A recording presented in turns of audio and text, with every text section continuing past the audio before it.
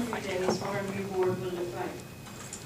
I think I can say on behalf of all of us that every board member here has made a significant contribution to the work of the board, and I'm very grateful as chair to have worked with you all.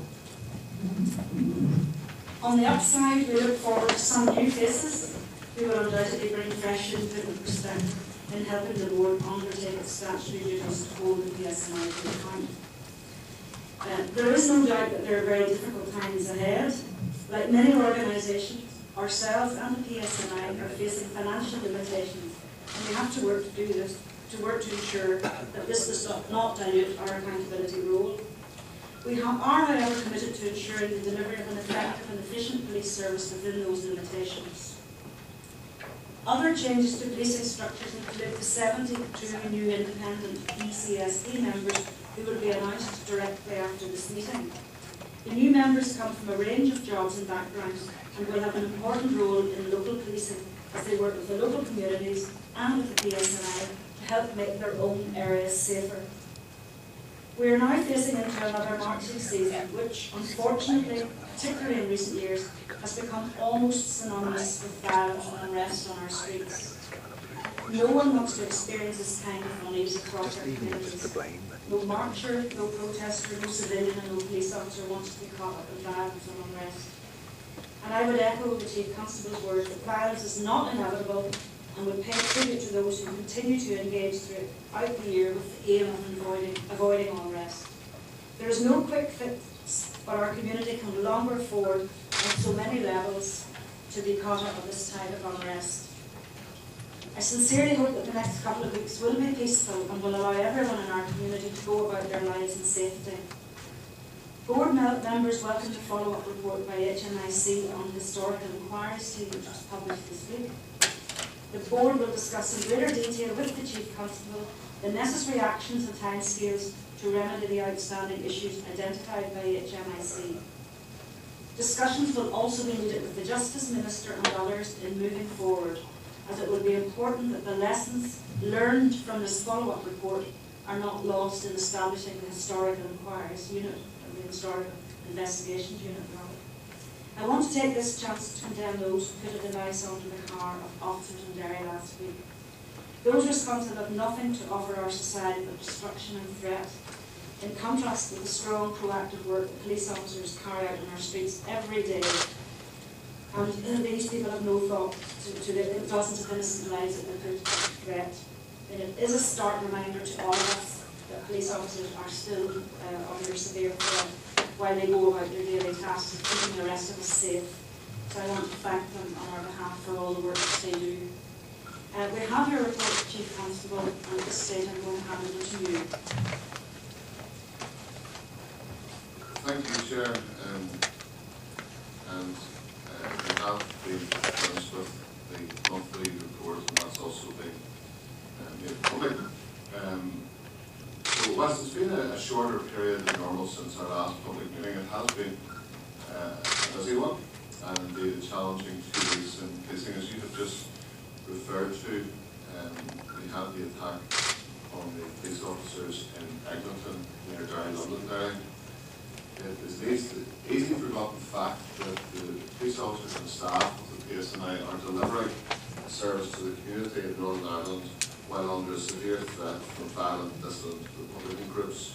Last week's events in Eglinton where there was an attempt to murder police officers in their own home just because of the uniform that they wear, and the fact that they provide a vital service to the local community is a reminder of how significant and how dangerous that threat is. I've met with both officers involved in the most recent incident and with a number of their colleagues, and as Chief Constable I am proud beyond words of the way these officers have responded to these attacks on their lives with professional determination and a determination not to let these people stop us from doing our job. As board members will be well aware, this can be a very busy period as we come into the grading season of the peakon, and it can be a tense time of year for some in our communities. I want to acknowledge the peaceful outcome of last Friday's Tour of the North parade here in Belfast. The efforts made by community representatives and event organisers showed a real willingness to ensure that the event passed off peacefully.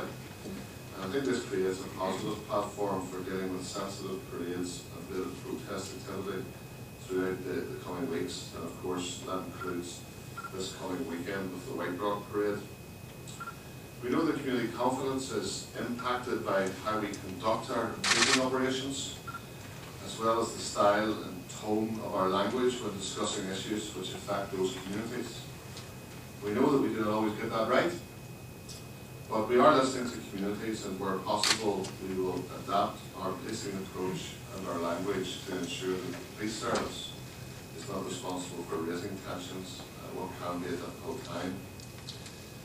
We should not be too pessimistic though. 2014 was one of the most peaceful parading seasons for several years, made possible by good, responsible leadership from a range of people in a position of bringing positive influence at community level. And the last 14 months have demonstrated that protest activity can be both peaceful and lawful. It is important, however, that participants and protesters understand and act according to all aspects of the law, whether they like the law or not. Looking towards the future, we need politicians, civic leadership and communities to do all in their power to resolve the parading issue. The cost of the current stalemate is much more than financial, though significant that is. At Ardoyne, we have seen how violent dissident Republicans have sought to exploit the ongoing protest situation for their own ends by launching 5 serious attempts to murder police officers who were policing the protests and the communities on either side of that interface. That's just over the last year. They've also shown a total disregard, of course, for the wider community who just as easily have been caught up in these attacks had they have come to fruition. This is not a situation that our society can continue to tolerate, and efforts must continue to resolve this issue. Chair, this morning you and I attended the launch of the Organised Crime Task Force Annual Report, and that report described the hard work and many of the successes that police, together with our partner agencies, have put into tackling organised crime in all its forms. By way of an example, just last night, detectives from the PSNI Organised Crime Branch seized suspected cocaine with an estimated street value in excess of £250,000, and 2 men have been arrested in that operation. The one steadfast principle of this type of criminality is to make money. That is their objective. But by making that money, it is often achieved in a ruthless fashion, putting vulnerable people and our communities, our economy and our environment at risk of serious harm. Organised criminality transcends borders, and international crime gangs have a reach right into our local communities. Equally, locally based organised criminals now often require national and international links to profit from supplying illegal goods and services to our local community. This type of criminality is a disproportionate effect on our most vulnerable, has a disproportionate effect on our most vulnerable communities. Because of the history of the Republic in Northern Ireland, there has always been an overlap between paramilitary groups on both sides and organised criminality. But we are grateful to those people in both Loyalist and Republican communities affected by such criminality who are taking a stand against it and are working with us to keep communities safe. There is no room for criminality or paramilitary brutality in our society. While PSNI will do all that we can to tackle this threat, we need communities to work with us to give us the best chance of stopping this parasitic activity. You mentioned in your opening remarks, Chair, the HMIC report that was published yesterday. As board members will be aware, the report acknowledges that the majority of the recommendations from the 2013 report have been completed, and there are also a number of recommendations highlighted that require further attention. We will consider carefully how to make progress against those outstanding recommendations which are relevant to the PSNI, and we will of course involve you as the Policing Board and the Department of Justice and the Northern Ireland Office in our considerations, given your roles both in terms of accountability and future implementation of the Historical Investigations Unit. Along with yourself, Chair, and with the Justice Minister, I was pleased to attend an induction evening last night for the new PCSP members and those returning to the role as well. This is particularly important given the advent of community planning. I believe the 11 new PCSPs offer a real opportunity to support the safety and well-being of our local communities. At a time of great challenge and immense change in policing, I, and in particular the district commanders, look forward to working with the new PCSPs to keep people safe. Finally, Chair, this is, as you have mentioned, the last public meeting of the Policing Board before the summer, and I'm also conscious that this is the last public meeting of this board as it is currently constituted.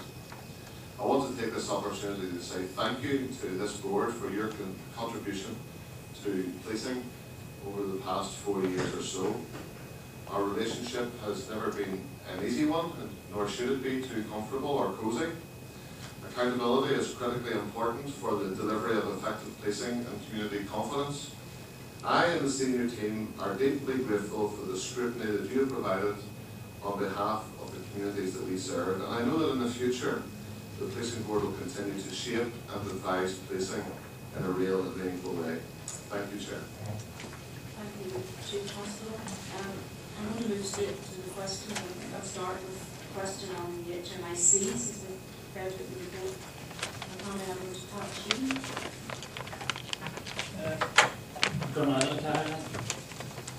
As you mentioned in your report there, Chief Constable, the HMIC tried a follow-up report into the inspection of HET in 2013.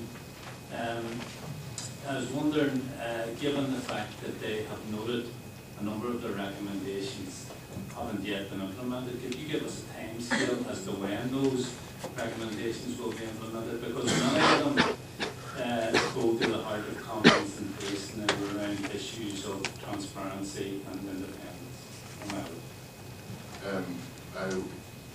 We're currently considering the recommendations that the HMIC are not satisfied that have been fully completed, and we would like to involve the board in discussions about that. The report was only published yesterday. We're giving it consideration. There has been work on each of the recommendations, but there are a number of them that, a minority of them, that HMIC is not satisfied were completed in full, including one, of course, that rests with the Policing Board. So the Policing Board will need to make a decision as well with regard to whether or not you want to revisit your position on the one recommendation out of the 20 that rested here. But I can't give you a time scale just now because we don't have it yet. We've only just received the report. We are giving them active consideration. We have be defensive or obstructive around the HMIC commentary, but I don't have an implementation plan or a time scale yet attached to each of the outstanding recommendations. Okay, thanks for that, Chief. And I suppose dealing firstly with the issue of the recommendation with the responsibility of the board, there are a number of reasons why that wasn't implemented. First of all, the board did not believe that HET was Article 2 compliant, and therefore there would have been no point establishing an oversight panel. And secondly, the Minister, David Ford, refused to provide the funding that would have been necessary for an oversight panel to carry out the work envisaged by HMIC. However, I would ask you, if you do understand the damage that was done to confidence in policing, particularly among many of the victims of state killings, in terms of the HMIC report and its findings, and would you agree that it's absolutely important that all the recommendations are implemented, all the recommendations within the gift of PSNI are implemented as quickly as possible? Yes, I understand performance deficit that was created by the original HMIC report, or the findings of that report, in terms of the independence and the quality. The inconsistency is actually what was at the hub of all of that between the HET's approach to deaths that were brought about by the actions of state players, like the Army, police at the time, and so on. And of course that was detrimental to confidence in policing. What we're trying to do, what we have tried to do by way of transformation of how we deal with the past, is to have a more accountable and a more professional group of people dealing with this. That's also in the context of shrinking budgets, so we also need to be realistic about that. But this is a difficult issue. It's most difficult for the families who haven't had closure, who have got unanswered questions, some of them reaching back 3 and 4 decades. We are sensitive to that. I also accept that for some people, they will have an honestly held belief, a real perception, that true independence will never be established while the PSNI have responsibility for conducting these investigations. I don't necessarily subscribe to that view, but I appreciate and value that that is the perception of many of the families who have lost loved ones, particularly those who have lost loved ones at the hands of either the Army or the police in the past. So we're conscious of that. All I can do is what is required of me under the current framework and the current legislation. The creation of the institutions under the Stormont House Agreement to deal with the past are welcomed by me from Christmas Eve, from day one. And the responsibility for putting the legislative framework for all of that rests with the government, and whatever we can do to assist that and to enable that to come about. We'll do that because it will be a good thing. It will be a better place for dealing. The Historical Investigations Unit will be a better place to deal with these legacy investigations. However, in the meantime, no one has abdicated the responsibility or taken responsibility from me to do what I'm legally required to do. And I accept it's not ideal, and I accept that if we implement all of the recommendations in a way that HMIC is satisfied with, that may well go some way to winning back the confidence in some quarters. But I would imagine that even then, there will still be people who, for understandable reasons actually, will have question marks around the PSNI to investigate with the level of independence that they require, and therefore there will be that confidence deficit. So in some ways I'm in the hands of the legislators here, the people who make the law, because there's no resistance from me or from this team in terms of cooperating with the drafters of the legislation and with the elected representatives who ultimately pass the legislation. Thank you, Chair. I think I'm right in saying that the HMIC follow-up report was complementary to the Legacy Investigations Branch around standardisation of approach, but there were concerns that that then was now all subsumed within the PSNI, and there was an overall lack of independence, and that then has a loss, if you like, of confidence potentially to victims' families. So were there any discussions about how those concerns might be addressed with HMIC? And I am conscious of the establishment of HIU, and the Secretary of State, I think, has said this week that a bill will be brought before Westminster shortly in relation to this, to the establishment of HIU, or whatever their responsibility of that is. And can I ask then, have you as Chief Constable had any discussions with the British Government in relation to that? Yes, I'll start at the end of your question on back, because my memory might work that way. We have had discussions with both people drafting the legislation in Whitehall and NIO, and also we've had active participation in various working groups that have been facilitated by the Department of Justice in the law space. As well as the legislation moving through Westminster, clearly there's a big local interest that as much consensus as possible needs to be built with the local parties. So we're actively involved in that. The leadership of Legacy Investigations Branch are the people who have the detailed knowledge of anything that might be helpful to those drafting the legislation. and then to step back and give your question further, Dolores, yes, you are right that there is some commentary in the update HMIC report that both raises the professionalisation of Legacy Investigations Branch, but also identifies this conundrum about, because it is built into the organisation now in a formalised way, it is direct employees, no temporary staff, people who are answerable internally through the ACC Crime to me and to you as a board in a way that the HET wasn't. They're also answerable to the Ombudsman should a complaint be made. All of these things add to clear lines of accountability that the original HMIC report criticised the HET for.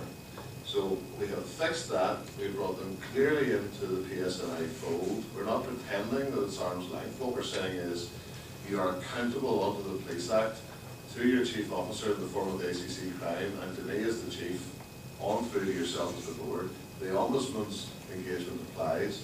There are no temporary workers there. People don't have a choice about whether or not they engage with an Ombudsman's investigation. The lines are crystal clear, but with that comes, we can't have it both ways. So the original report criticised us for all of this sloppy practice and no leadership and no grip and no accountability. And then we fix all of that, and the HMIC makes the observation, and I'm not critical of it, I can understand why it was said, that because we have brought all of this discipline and grip and leadership, it's no longer arm's length. Well, I'm not really arguing with that, but it's one or other.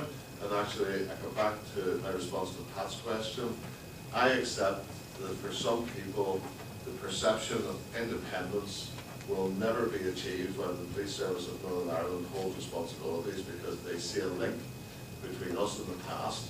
And I think the creation of a historical investigation unit is the way to go. I supported that from day one. I'll continue to support it, and where it's appropriate, without getting into political space, we will do what we can to facilitate the creation of the HIU.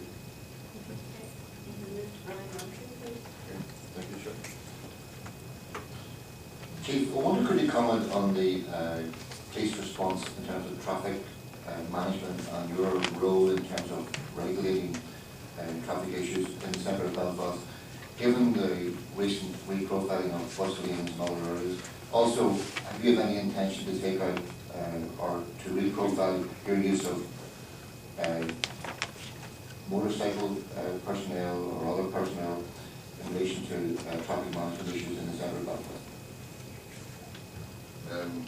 Stephen, are you in a position to provide some response to that around the use of police motorcyclists in the city centre?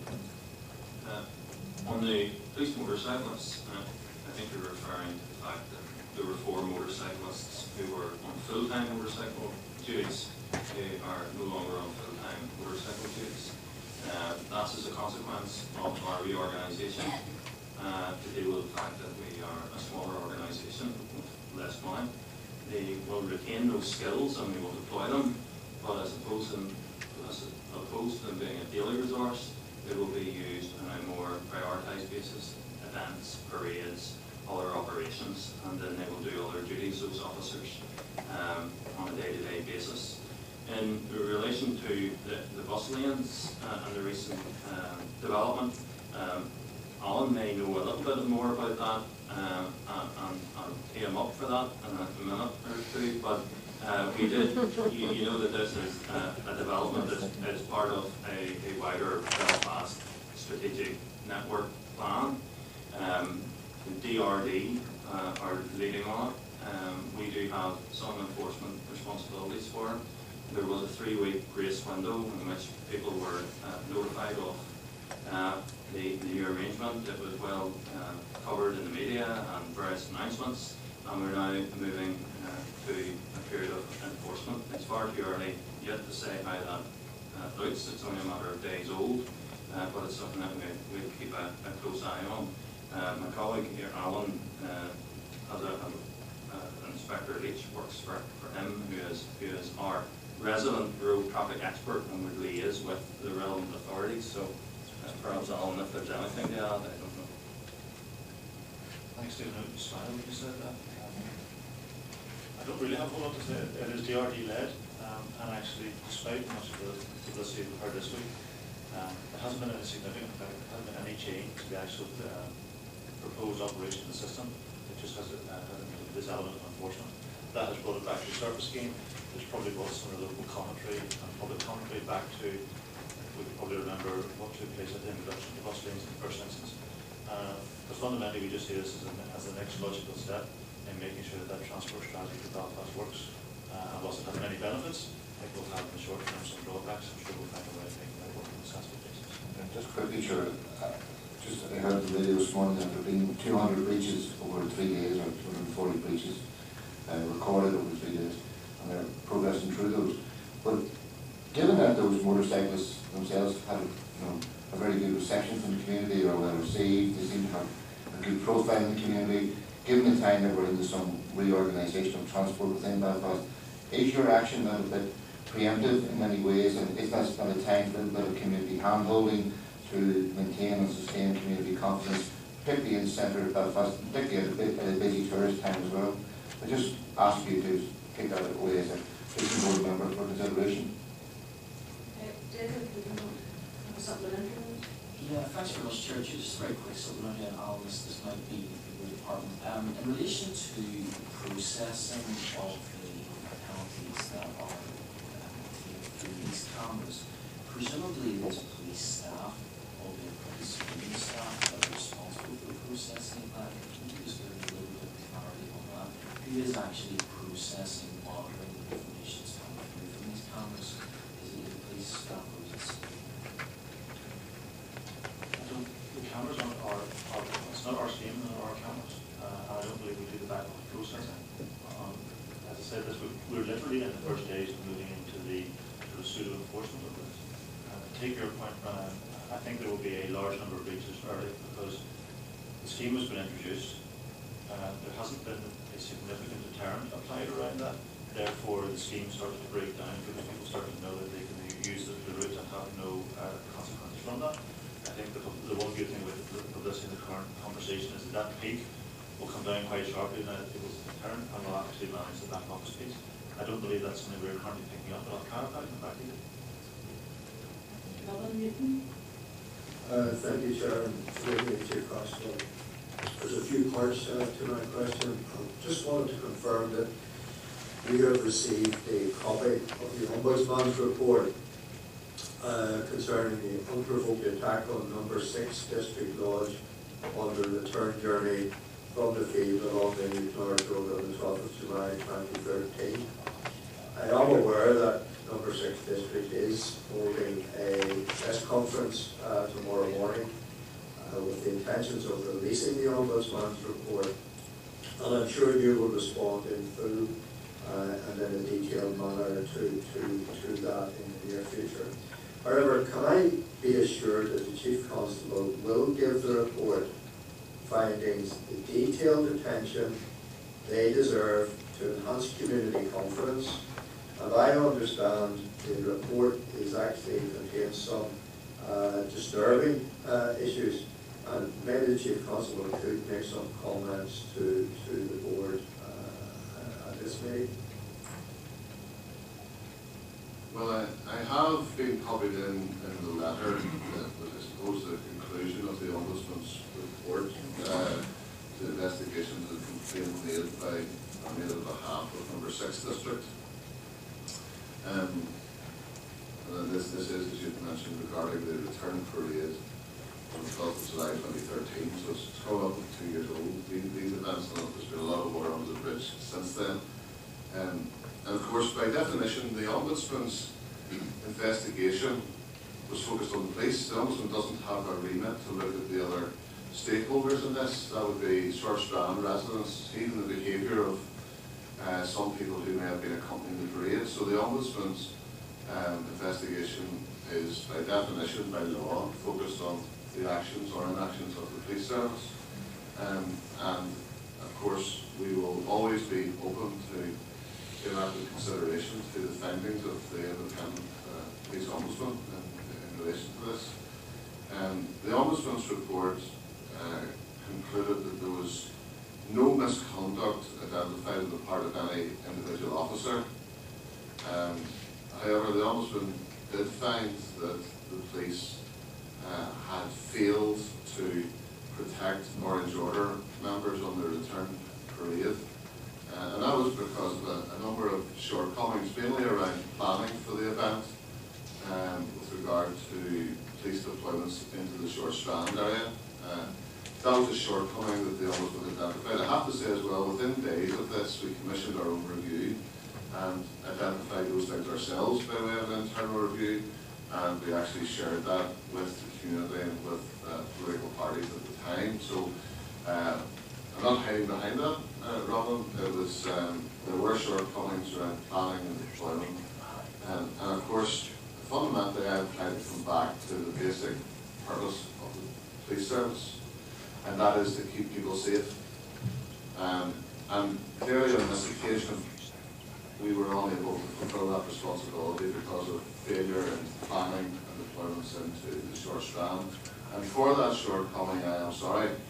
Clearly, it's our legislative responsibility to keep people safe, and that's what we're passionate about. If there's shortcomings in relation to how we have done that, then it is only right and proper that I apologise for that shortcoming. The Ombudsman supported actually the judgments made by individual police officers on the ground, and it's very important that we don't forget the context, because that night, as police officers stood, as they often do in these times of tension between two opposing factions, regardless of our feelings and planning, for which I apologise, we did have a high number of officers who sustained injuries, some of them who still have not been able to return to work. And I think it is important that the Ombudsman supported the judgments made by officers on the ground to ensure that, insofar as possible, the safety of all of those involved, which included crowds of supporters as well as people involved in the parade, were maintained. I think it is important that the point that I made about, we did our own review in 2013, just immediately following this, and therefore some of the Ombudsman's findings are not particularly surprising, although we're not particularly proud of them. But that did impact, and this is just to reassure you about the learning, it did impact on how we did future planning and deployments. In 2014, for example, it was a very different event. There was no violence. The police were deployed in a way that allowed us to nip trouble in the bud quickly. And so I'm hopeful that the same will happen this year, that we will capture this learning. We're doing the deployments, the planning differently, and I'm hoping that good sense will prevail right across the community.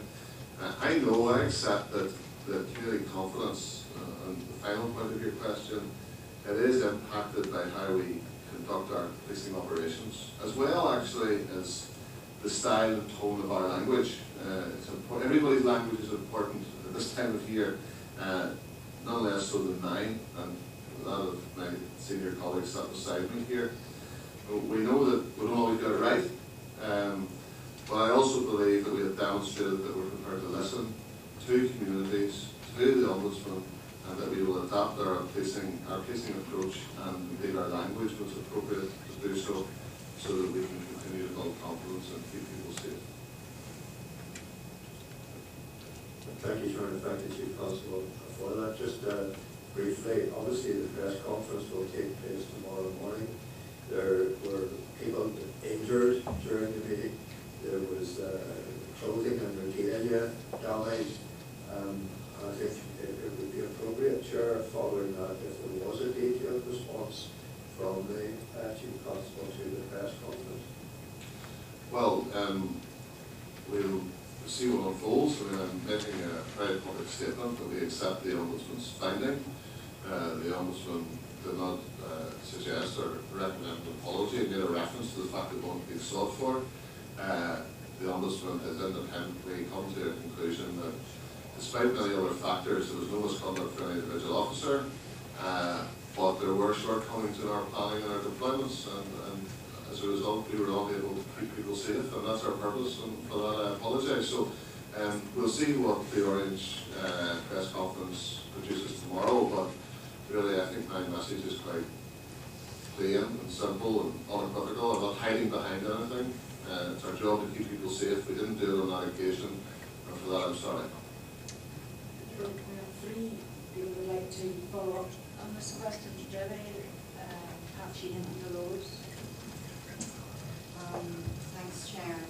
Chief Constable, you talked very clearly there about the importance of words and style and tone, and I would like to take the opportunity to draw your attention to some comments you have made recently.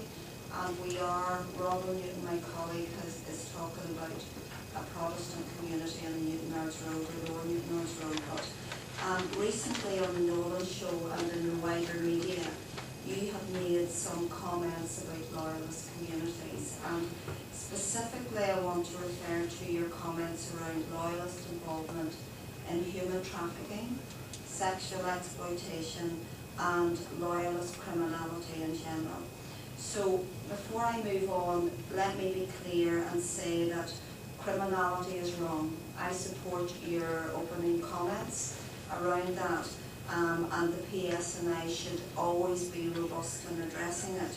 However, it is felt to many people in Protestant communities that your recent statements have been blanket statements, and that they presented an overwhelmingly negative and stereotypical image of communities that do go out of their way often to work closely with the PSNI and to help you in how you keep people safe. So I want to ask you, Chief Constable, do you accept that at times, and on this occasion, the way in which you framed your commentary around loyalism, that it has been negative and stereotypical? Do you acknowledge the valuable contribution that community representatives right across the piece, but in loyalist communities have made and will continue to make?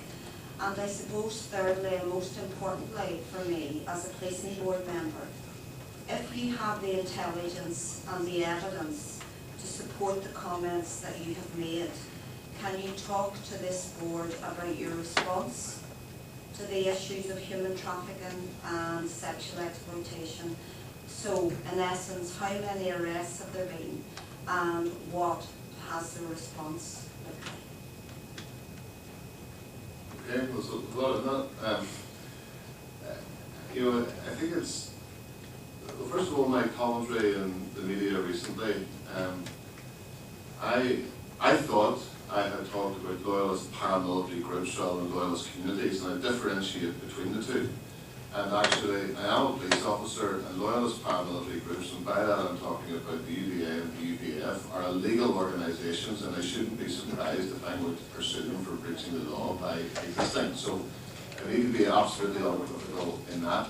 If I did inadvertently talk about loyalist communities rather than loyalist paramilitary groups, then I would retract those words, because that is not what I meant, and it's not my recollection of what I said. But if I did generalise and stereotype entire communities when I actually meant terrorist illegal groups, then I withdraw that comment. Of course I will.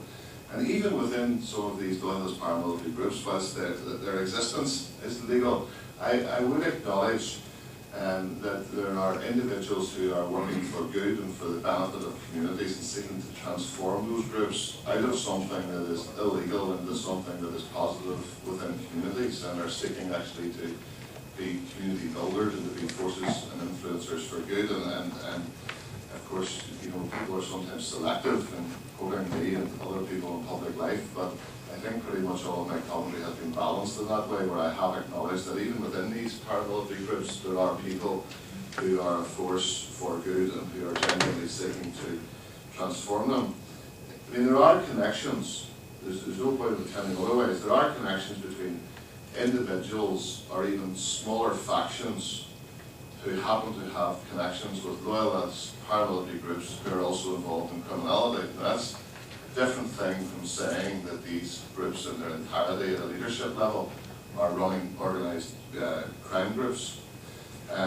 It's our assessment that in some areas paramilitary groups, often factions who are remote from the organisational leadership of these groups, have got involvement in criminality. So we have seen We have attributed, for example, UDA members and small factions of the UDA in North Antrim to be behind a series of serious paramilitary assaults, and on one occasion a man actually lost his life. That's murder. So we're going to be dead straightforward and call this as it is when that happens.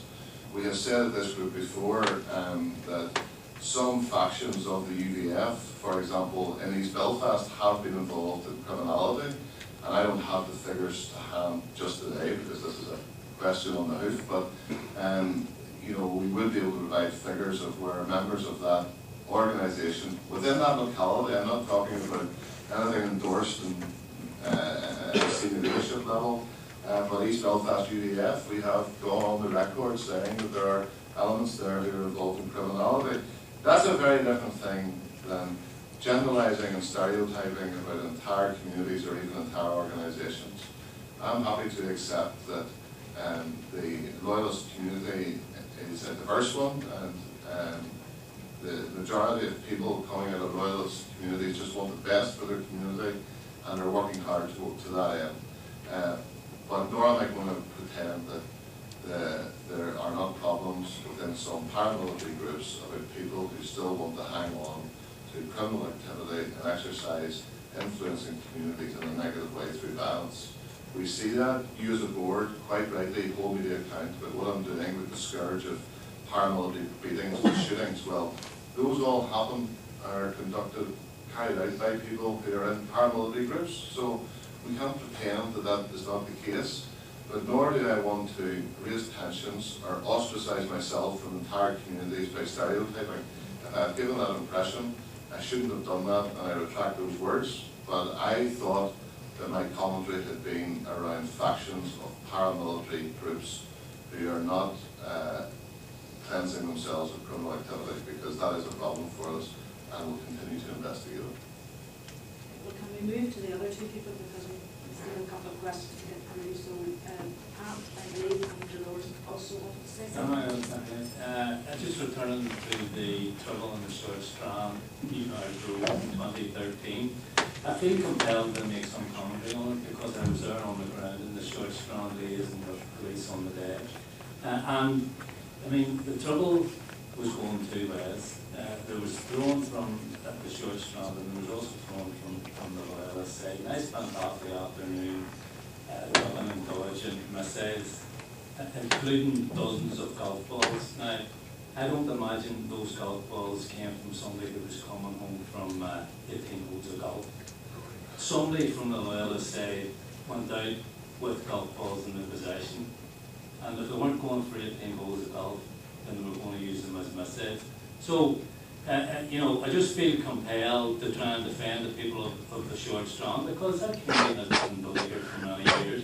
We had many attacks on that community, particularly during the flag protests, and even before that, going back 9 years. So I have no question. I just wanted to make that comment. We'll move to Dolores, and then you can take the two together.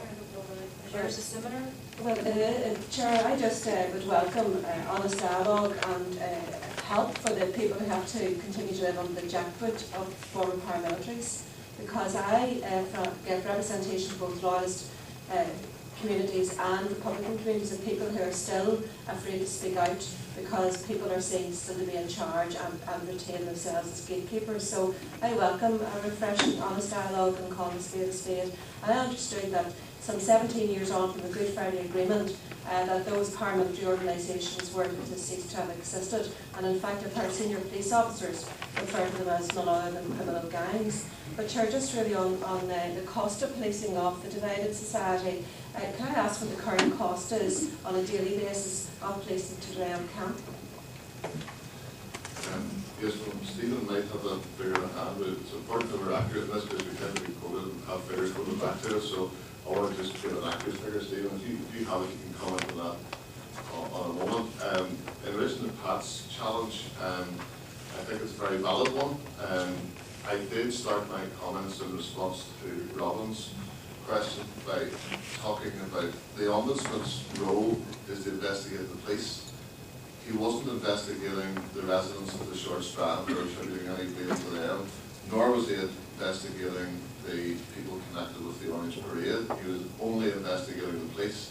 And all I'm doing is simply taking responsibility for the shortcomings that are identified in the policing operation.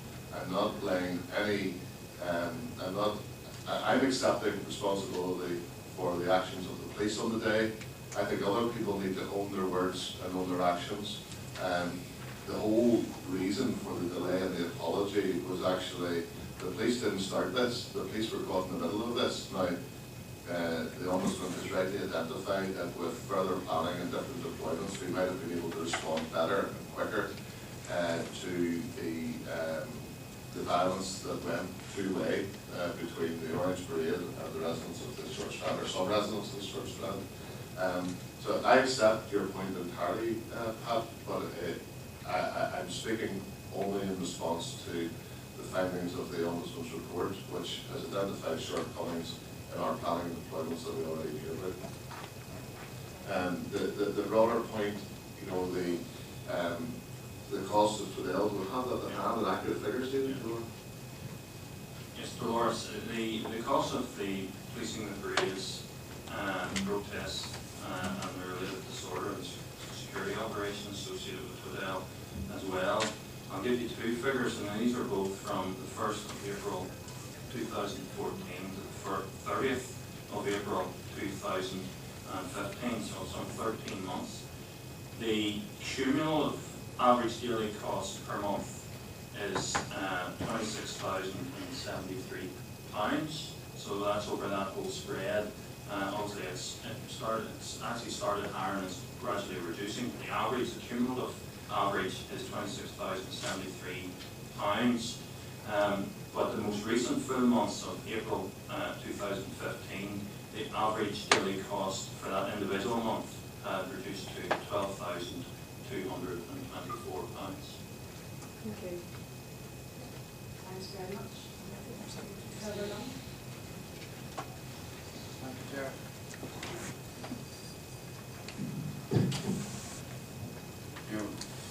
Chief, it's a bit fairly mundane question after the last week. To do with the storage of evidential material, particularly that relates to historic inquiries, perhaps it hasn't been digitised or can't be digitised. Can you give us some idea of how that sort of evidential material is stored? And what steps are taken to ensure the integrity of the material while it's in such storage? Yes, and you just to do that more in the no, fine. Chairman, thank you for the short answer as well. Yeah, there's a range of different storage challenges we have at the moment. Slightly easier when it can be digitised. Obviously, in terms of volume and capacity, it's a little easier. But we still, have to see a significant volume of non-digitized material, everything from cars to right down to significantly smaller but still bulk items, and that takes a lot of space. We have a serious crime exhibit suite, runs out of C Park. You're very welcome to come down. So I'm quite sure just that there may be some very specific concerns you have, and I'm very happy to take you down there and show you around. Yes, well, no, we've had an invitation to come down. Can you tell me, thanks for that, but there's all, so there's mostly stored in one location to start. And I'm really more concerned about not so much the car or metal product, like say, but I'm thinking of paper, and I'm thinking of the step tips and other stuff like that. But, you know, it's not, we're talking probably going back 40 years perhaps. Some of it written on paper with pencils. We have an instance in the past where there's been asbestos risk, there's been some fire damage, I'm sure there's been some water damage. And I'm sure you'd agree with me that if these cases start to come before the court or before the coroner's court for that matter, that the worst thing that could happen would be that the police, yes, and I would have to admit that the stuff was being so imperfectly stored that it wasn't usable. So that's my concern. Quick in this as well, Chair, non-digitized material can clearly degrade. The Chief Constable's already flagged this issue up as part of the ongoing discussions within the Historic Investigations Unit to make sure that we go through a process in two stages. Firstly, we do a backward code conversion scoping process to identify, we talked about 9.5 million paper documents existing in some of our registries. That's a significant volume of material. That will cost a significant amount of money, which we currently don't have financial provision for.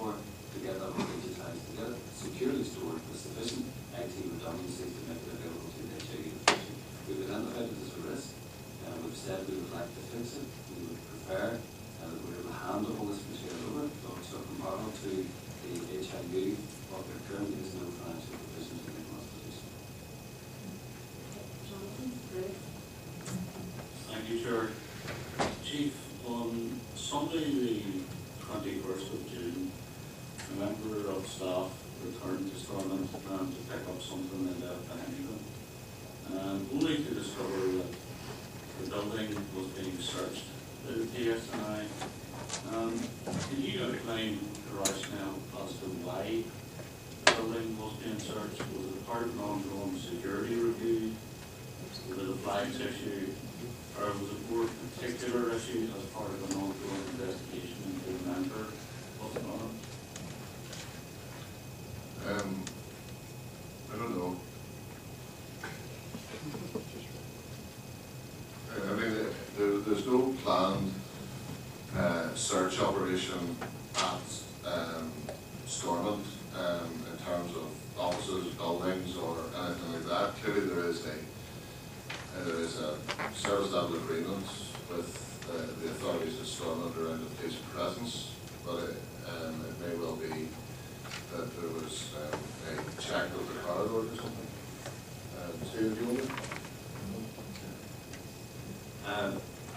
I will confirm this later, Jonathan, but I'm fairly sure what you're talking about is a request that was received from the Assembly authorities as a follow-up to the recent flying of the flag to reassure the Assembly that nothing else had been left during that we would come in and carry out a search at your request in the Assembly to reassure the Assembly that the place was secure and that nothing else had been left by those who may have put up the Irish flag or something. Chief, as a follow-up to that, because that does actually reassure me, because one of those flags that was put up had links to dissident republicanism. And the thought had occurred to me that if you can certainly bring in Republican flags of that type, you could bring in other devices as well. So I welcome the fact that those searches have been carried out. But when those searches are carried out, are they only carried out in the corridors, or do they actually gain access to members' rooms? I don't know the extent of the search, that's why at the start of my answer I said I would talk to you outside or confirm it. I don't know the extent. It would certainly have been agreed with the Director General and the Assembly Commission on the extent of the search. And my understanding is it was a search at the request of the Assembly. Final question then is from Bryce Simpson. Thank you, Chair. Chief Constable, we know for very sad reasons that cyberbullying has been used recently, and we also know that you've got access to the media this week to indicate the way in which you're going to be dealing with cyber crime. I wonder, could you reassure the board and the public that you feel that the police service is adequately equipped to deal with cybercrime, and in particular, do you feel there's a deep enough and wide enough spread of expertise within your officers to cope with this very difficult subject, and are you taking advantage of training opportunities that the College of Policing, amongst others, is offering? Yes, cybercrime prices obviously have effects and impacts and influences in all areas of policing, right from cyberbullying to very international organised crime, particularly some of which we talked about in the private system before, so we're just easily down here. We're confident that our training and expertise in this area, which is a rapidly developing area, is a very good trying to keep pace on track with those involved in online criminal activity. And that's the point of this public engagement and public awareness campaign that we're involved in this week. It is an area that's changing rapidly from hardware to software developments, and it is a challenge for policing, but it's also a progress is having challenge how we respond to the amount of resources that the Chief Constable has into policing what is still largely a open space for the public. Sadly, we're still going to have to go to these instances to call fights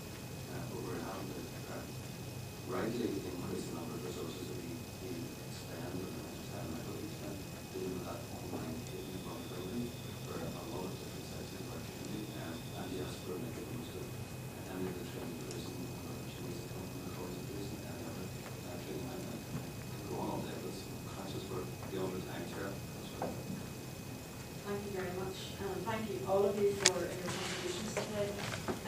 That's it from this board. We will be moving in next door to officially launch the new BCSDs, but before we do, Brian Ray has asked to just say a few words. Thank you, Chair. I'm one of 4 independent members here on the board who will not be returning. 3 of them have been here 4 years. I've been here 9. I've seen some water under the bridge, as the saying is, but I want to make some comments. I want to commend the Chair, Anne Conley, for her 2 years of chairing this board. It has been a challenging time, and I think she has done it well, very well indeed, and I want to thank her for that and her relationship with everyone. I want to thank you, Chief Constable, and your top team, and your officers and staff. I have been privileged to sit across these tables from 3 Chief Constables, and you're not only the latest, but you're the youngest probably, and wearing very well. So I want to thank you all for the work that you have done over the years, during those many years when you were policing in the Royal Ulster Constabulary George Cross, and now of course as Chief Constable of the. And for your top team, I've seen a number of appointments made, and one of the top team today is a man who, when I was here in 2006, he was a district commander in an area of North Belfast, and I remember the presentation that he gave, and I spoke to him on that day, and he's still doing good and looking well, so I want to commend that officer, whom I shall not name. Board members,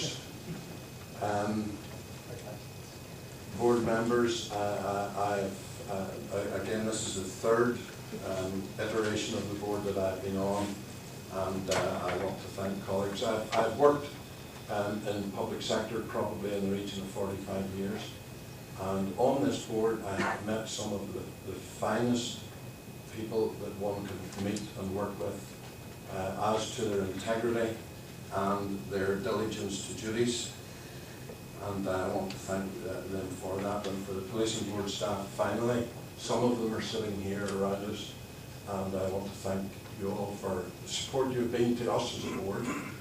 And again, in terms of chief executives, Barney, you're the interim chief executive, and I want to thank you for the short time that I have known you and for the work that you've done. So thank you very much. Thank you very much.